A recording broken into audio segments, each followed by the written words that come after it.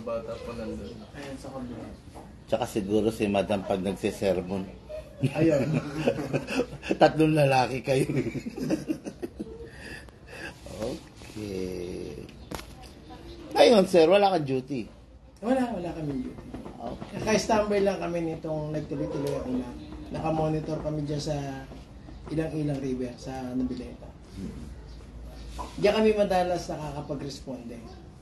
Sa Bacoor, nakapag-rescue kami dyan, yung tapat ng isang Bacoor, yung likod ng Mercury Drug, lagpas tao tubig dyan, ang daming residente. Meron kami dyan kinuha na maglolola sa bubong na. Oh, grabe, no? Nito lang, itong bagyo lang na to, sir? Nakaraang habagat. Okay. Ang dala namin ng rubber boat. Itong dumating sa atin, bagyo talaga to. Habagat. Habagat lang yan. Si Egay? Si Egay, ang tinamaan niya naman sa norte. Sa bagay, oo, norte, oo. Cagayan, no? Ito ngayon, hinila niya yung habagat, yung southwest monsoon. Kahit itong si Falcon. Si Falcon. Nakapasok na ba si Falcon, sir?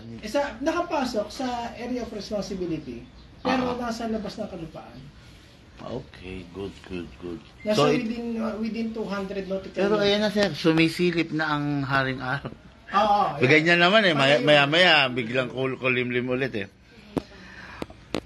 Bulacan, baha. Okay, good day mga airsoft, good day mga kabigman. No? Kanina Santo Tomas, Batangas tayo, tapos umusog ulit tayo ng pabalik ng Cavite. After nito, tatakbo na ako ng Lipa and Lemery, Batangas. No? Yung nasa Cuenca, baka hindi natin naabutan. Pero, yun ang dadaanan natin eh. Kaya lang 8 PM pa siya available. Oo. Yan. Okay, nandito si Captain Ramos, no? Tama ba ako, sir? Ayun, okay siya ang aking ka-airsoft for today. Litong-lito yan kanina pa. Kung makikita nyo, punong-puno ng unit kanina to. Talagang nakapili naman sila maayos. Tsaka, botohan na nangyari. Talagang ang nakakatuwa lang, merong bas-bas ni Madam. Yung iba kasi, patago, sabihin mo, ganito lang ang presyo. Ikaw, kinukuha pa yung consent ni Madam eh. Kaya, happy family pag gano'n. Ngayon, pero, yun nga, sir, yung batalya yung sinasabi mo kanina? Yung sa competition niya? Nagkakaroon ng fan shoot sa Coast Guard Auxiliary. So, more on family members, kasama. Ayan. Basta sir, wag mo kakalimutan, pag nag-push yung competition na yan, i-message mo ako. Okay? Magpapadala tayo ng mga consumables, gas, bibis, para enjoy ang bawat isa. Okay? Okay, mga airsoft na, the John Wick Pit Viper, may mga humahabol pa, no? Actually, si sir, isa siya sa nakahabol nito. Limited edition, syempre mga John Wick, alam niyo naman, hindi pa lagi maglalabas ng John Wick. Okay? What good and special about the John Wick Pit Viper, sir? Sabi ko nga sa inyo, meron siyang, na-block ha, meron siyang front and rear sight na. Nakita niyo naman yung Sun Viper, wala talaga, di ba? Then, kasa natin, ilap, naka-compensator. Yan ang matindi dyan. Itong compensator, ito yan. Hinahawakan niya mismo yung barrel para mapigilan yung masyadong kalog ng barrel. Well, eventually will lead to aggressive bibis eh. Yan, mas precise ang bibis niyan.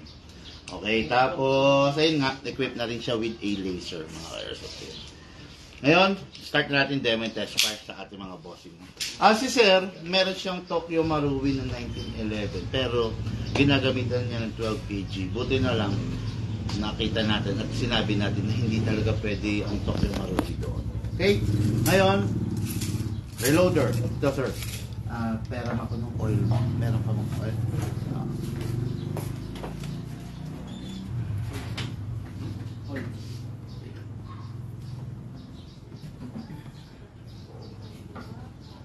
Late na rin nalaman ni Sir na dapat nag-oil sa unit. No? Tapos, ayun, isa pa na sinadya natin dito.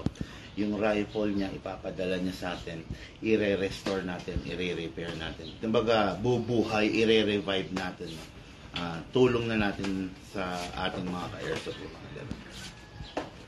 Grabe si Sir, ang sino? Oil ba?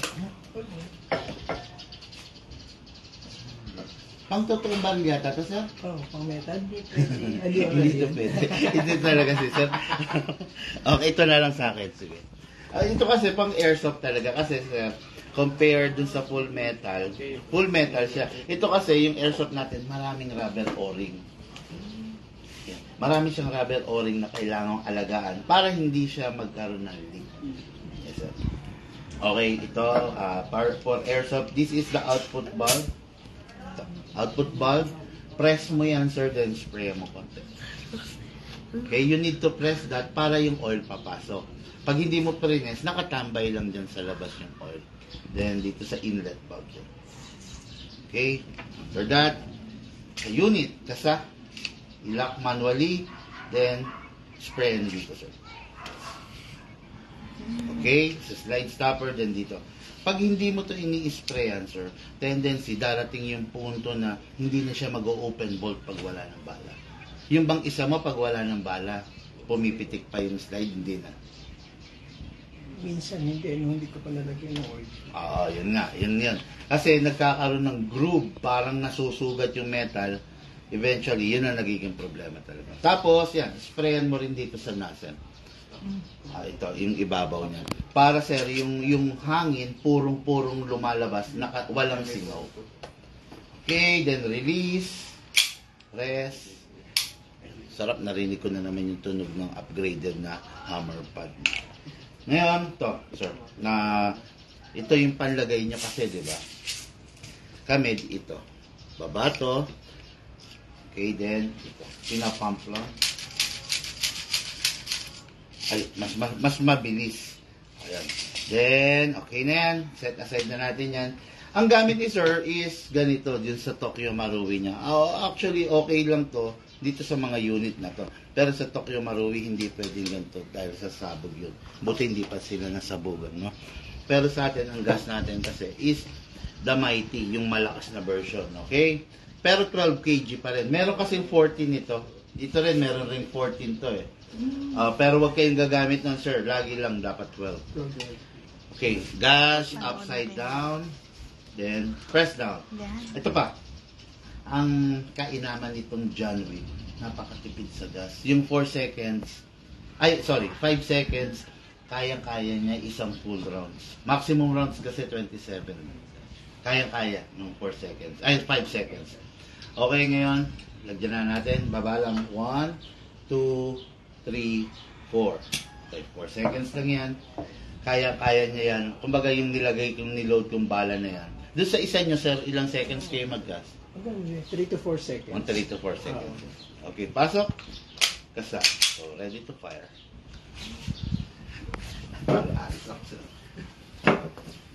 Okay, firing.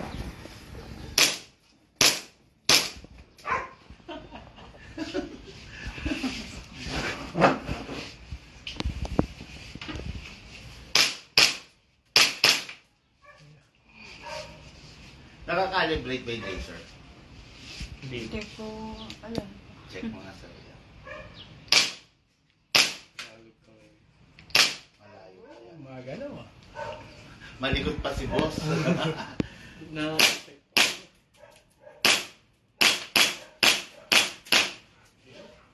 Open bolt. Sige sir, ikaw na. Release magazine, then release slide, then rest. Yun. Okay. Okay. Mga airsoft na yung John Wick natin paubos na, pero lahat ng unit natin kahit ubos na, lifetime service warranty pa rin. No? Basta may problema, unang gagawin sa amin is itawag sa amin. Okay? Yun lang muna for now. Mamaya magkita-kita ulit tayo. Join me on my journey on the South. Thank you!